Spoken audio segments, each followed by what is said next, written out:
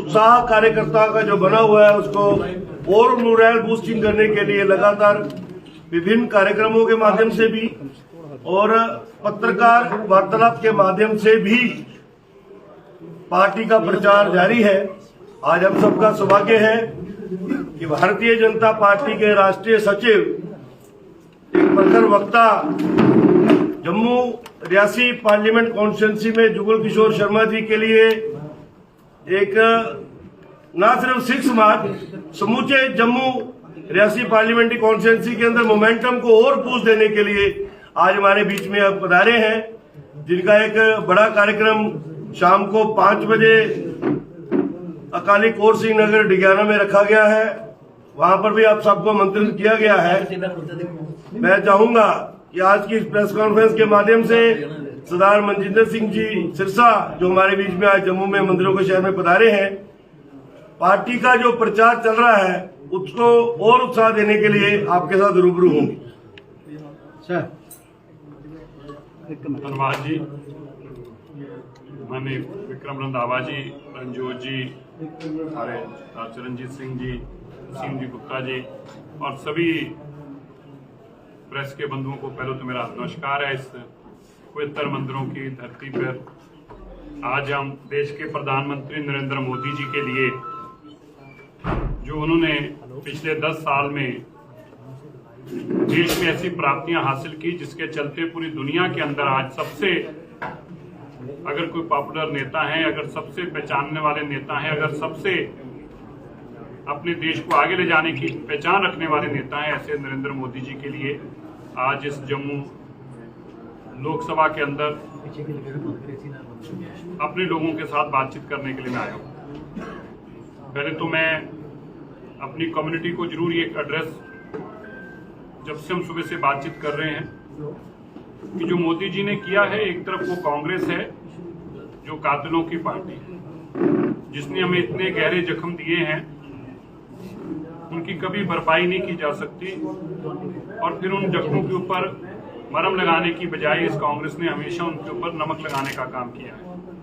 ये वो पार्टी है जो जवाहरलाल नेहरू से लेकर मास्टर तारा सिंह जी को जेल में डालने से लेकर, श्री दरबार साहब पे हमला करने से लेकर, श्री अकाल तख्त साहब को गिराने से लेकर, और राजीव गांधी द्वारा हजारों बेगुनाह सिखों को मरवाने से लेकर, और फिर उसको एक, मैं माफ करना कहना नहीं चाहता, लेकिन एक आतंकी की तरह, जैसे आजकल किसी को कत्ल कराने के बाद आतंकी पीठ ठोक कर कहते हैं मैंने इसको मरवा दिया, इस तरह एक प्रधानमंत्री एक आतंकी की तरह मंच पर खड़ा होकर ये कहे कि जब बड़ा पेड़ गिरता है तो धरती हिलती है।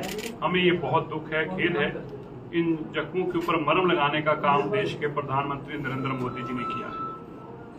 1984 के कातल सज्जन कुमार जैसे, कमलनाथ जैसे, HKL भगत जैसे, धर्मदास शास्त्री जैसे जो कत्लेआम करने वाले लोग थे, उनको जेलों में डालने का काम देश के प्रधानमंत्री नरेंद्र मोदी जी ने किया है। करतारपुर का लांघा खोलना हो, यह पूरे देश के अंदर एक राष्ट्रीय दिवस, वीर बाल दिवस के रूप में मनाकर पूरे देश को बाबा जोरावर सिंह और बाबा फतेह सिंह जी का इतिहास पढ़ाना हो, देश के प्रधानमंत्री मोदी जी ने किया है। इसलिए हम सब चाहते हैं कि देश के प्रधानमंत्री अब की बार 400 सीटों के साथ जब जीत कर आए, तो जम्मू की सीट जब हम जीतें तो ये भी बड़े मार्जिन के साथ, और खास तौर पर हमारी सारी पंजाबी कम्युनिटी, जम्मू के लोग और सिख कम्युनिटी भी एक तरफा उनका साथ दे। इसके लिए हम अपने साथ लोगों से बातचीत करने के लिए आए हैं। हमें यकीन है कि मोदी जी की जो सिखों के प्रति भावना रही, चाहे गुरु तेग बहादुर जी का 400 साला लाल किले पे मनाना हो, चाहे 550 साला गुरु नानक देव जी का मनाना हो, या 350 साला गुरु गोबिंद सिंह पातशाह जी का प्रकाश पर्व मनाना हो, या पंजाबी भाषा को के सीधी नौकरी देने की बात हो, या पंजाबी भाषा से मेडिकल नॉन मेडिकल के टेस्ट पास करने की बात हो, या गतके को एक नेशनल गेम्स में जगह देने की बात हो, ये सारी ऐसी चीजें हैं जिससे मैं समझता हूँ कि 75 साल के बाद किसी प्रधानमंत्री ने 65 साल के बाद पंजाबियों को, सिखों को, उनकी भावनाओं की कदर की है।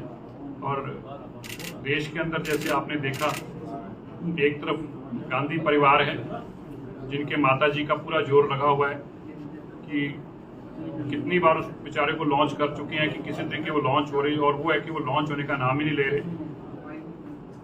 एक बार 400 सीटें आने वाली ये पार्टी थी, कभी कांग्रेस की 400 सीटें आती थी। हिमालय जितनी बड़ी पार्टी थी, अब बेचारी एक छोटे से शहर जितनी भी नहीं रह गई। और इस बार जो लग रहा है कि 2 डिजिट में भी उनके कैंडिडेट नहीं आएंगे। और मैं समझता हूँ आपकी जानकारी के लिए और मेरे जो इधर बैठे उनके लिए भी, ये देश के कांग्रेस के 75 साल के इतिहास में पहली बार होने जा रहा है कि कांग्रेस पार्टी के ही राहुल गांधी, प्रियंका गांधी, सोनिया गांधी जी इस बार ये कांग्रेस को वोट नहीं डालेंगे। आप ध्यान से इस बात को नोट कर लेना। 75 साल में पहली बार होने जा रहा है कि लोग कांग्रेस को वोट नहीं डालेंगे, क्योंकि इन्हीं की सीट के ऊपर जहां पे ये रहते हैं वहां से कांग्रेस का कैंडिडेट चुनाव नहीं लड़ रहा। मुझे लगता है कांग्रेस का इससे बड़ा पतन नहीं हो सकता। जहां कांग्रेस का हेडक्वार्टर हो, जहां कांग्रेस की अध्यक्षा का घर हो, जहां कांग्रेस के राहुल गांधी का घर हो, जहां कांग्रेस की प्रियंका गांधी का घर हो, वहां से भी उनका सफाया हो चुका हो और उनका कैंडिडेट वहां ना हो, वहां भी कोई और पार्टी चुनाव लड़ रही हो, मैं समझता हूं इससे ज्यादा पतन किसी पार्टी का नहीं हो सकता। इसलिए मोदी जी का लोग साथ देंगे और मोदी जी को जिताएंगे। 400 सीटों के साथ फिर से भारत में सरकार बनाएंगे और ये सरकार पिछड़े की, गरीब की, किसान की, मजदूर की, ये उन लोगों की सरकार है जो लोगों के घर तक प्रधानमंत्री जी सीधा उनके हक पहुंचाने का काम करते हैं। इसलिए 400 पार जो सरकार है उसके लिए हम सब लोग भी इकट्ठे होकर आज मोदी जी के लिए प्रचार कर सिंह साहब एक सवाल है। और जो सिख नौजवान जेलों में बंद हैं, उनकी सजा भी पूरी हो चुकी है, उसके बाद भी उनको रिहा नहीं किया जा रहा है, क्या कहेंगे इसके बारे में? बहुत दुखदायी है। देखिए, मुझे इस बात का कहते हुए बहुत खेद और तकलीफ हो रही है। देश के प्रधानमंत्री ने ऑर्डर पास किया हो, 2019 में देश के प्रधानमंत्री ने लिखित तौर पर ऑर्डर पास किया हो कि इन लोगों को छोड़ा जाए। उनमें से केवल 2 लोगों को छोड़ा गया। आम आदमी पार्टी की पंजाब की सरकार दिल्ली की जब सरकार थी, पंजाब में नहीं बनी थी, तो अरविंद केजरीवाल जी पंजाब में आके कहते थे चुनाव के तुरंत बाद दिल्ली जाऊंगा और वहां जाके ऑर्डर पास कर दूंगा। वहां तो ऑर्डर क्या पास करना था, पंजाब वाले भी नहीं छोड़े। तो मैं आपको बताना चाहता हूं, आप मीडिया बंधुओं को और मेरे सिख भाइयों को भी, दोनों जगह जो है वो आम आदमी पार्टी की सरकार है, दिल्ली में भी और पंजाब में भी। और ये बेईमान है। वोटें लेते वक्त कहते थे हम छोड़ देंगे, अब सरकार बन गई है, वोटें मिल गई हैं, तो अब कहते हैं इनकी बात मत करो। हमें दुख है, खेद है, इस पर लड़ाई को लड़ रहे हैं। सिरसा साहब, आपने कहा कि प्रियंका गांधी, राहुल गांधी और सोनिया गांधी वोट नहीं डालेंगे, कांग्रेस के प्रत्याशी ही नहीं खड़े हुए हैं उस जगह। लेकिन जो राजौरी अनंतनाग सीट है, वहां पर जहां हमारे भाजपा के प्रदेश अध्यक्ष है, वो कहाँ वोट करेंगे? क्योंकि वहां पे बीजेपी खड़ी ही नहीं हुई है। हजारों लाखों जो कार्यकर्ता हैं वो मायूस है, किसको वोट डालें? क्योंकि एनसी और पीडीपी वहां खड़ी है, उनको वो वोट डाल नहीं सकते, तो किसको वोट डालेंगे? और सारे वोट जो हैं वो एक किस्म से जाया होते हुए नजर आ रहे हैं, तो इस पर क्या कहेंगे? हमारे वोट जाया नहीं होंगे, चिंता न करो, एमपी आ जाए। मतलब आपने क्यों नहीं कश्मीर में आपका प्रत्याशी क्यों नहीं खड़ा किया, जब आप कहते हो कि वहाँ पे बिल्कुल शांति है और वहाँ पे बीजेपी का बहुत ज्यादा जनाधार है, उसके बावजूद भी आपने अपने कैंडिडेट नहीं खड़े किए? कहाँ नहीं खड़े किए? कश्मीर पर। तो कोई नहीं, कैंडिडेट ही ले आएंगे, क्यों चिंता कर रहे हो आप? बना के ले आएंगे, जो बनेगा वो ले आएंगे, क्यों आप इतनी क्या बात है, क्या बात है। एनसी के आ सकते हैं, पीडीपी के आ सकते हैं, आप देखिए तो चलो मजाक की बातें होती है। पार्टी को बहुत जगह बड़े तरीके से रणनीति चलनी पड़ती है। देश के अंदर हमारी पार्टी है जिसके सबसे ज्यादा कैंडिडेट खड़े हैं। कई जगह पे कम्युनिटी की भावनाओं को समझना पड़ता है और उनके अनुकूल फैसला लेना पड़ता है। ये फैसले देश हित के लिए हैं, समाज हित के लिए हैं, कम्युनिटी के हित के लिए। ये को बहुत बड़े फैसले जब पार्टी लेती है तो उसके लिए बहुत गहरा चिंतन करती है कि किसी को दुख ना, किसी को तकलीफ ना पहुंचे और समाज को साथ लेकर चलना। इसलिए बहुत सारे फैसले लिए जाते हैं। आने वाले दिन में आपको समझ में आएगा। मतलब कि जिस तरह से इंडिकेशन देता है, खरीद कर भी ला सकेंगे, डरा कर भी ले आएंगे। आप खड़े हैं ना, आप इतने प्यार से मुस्कुरा रहे हैं, हमें पता आप ही ले आएंगे।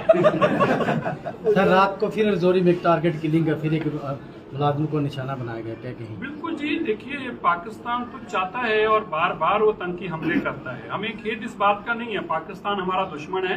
प्रधानमंत्री जी ने उसको सबक सिखाया है। आज मैं आपको बताना चाहता हूँ, जब आप 100 रुपए की चीज जो खरीदने जाते हैं ना, पाकिस्तान को वही जब चीज खरीदनी पड़ती है तो उसको 500 का नोट खर्च करना पड़ता है। प्रधानमंत्री जी ने ऐसी चोट दी उनको खत्म करने का काम किया है। लेकिन माफ करना, हमें तकलीफ इस बात की ज्यादा है कि हमारे मुल्क के अंदर ही उनके जो खैर खाव बैठे हैं, जो उनकी चिंता करते हैं और जो इन आतंकियों को शहीद बताते हैं, उनके कारण लोगों का मनोबल बढ़ता है। मैं समझता हूँ 80% इस वैली में और आपके यहाँ पे तो मैं मानता हूँ 95% या 100% ही मैं कहूँगा, यहाँ पे इन लोगों का आतंक का खात्मा हो चुका है। और वैली में भी 85-90% खात्मा हो चुका है, लेकिन फिर भी इक्का दुक्का इंसिडेंट होते हैं। लेकिन एक वक्त ऐसा होता था कि 20-25 लोग रोज मारे जाते थे और अखबार में खबर भी नहीं छपती थी, 5वें पेज पे इतनी डब्बी छपती थी। आज 27 लोग मारे गए, आज 21 लोग मारे गए, फ्रंट पेज तो छोड़ दीजिए। मुझे इस बात की तसल्ली है कि कम से कम आज हम यहाँ पर पहुंचे हैं कि हमारा कोई एक भी परिवार शहीद हो, हमें तकलीफ होती है, लेकिन आज हम 90% उस आतंकवाद को खत्म करने में कामयाब हुए हैं। ठीक है, थैंक यू।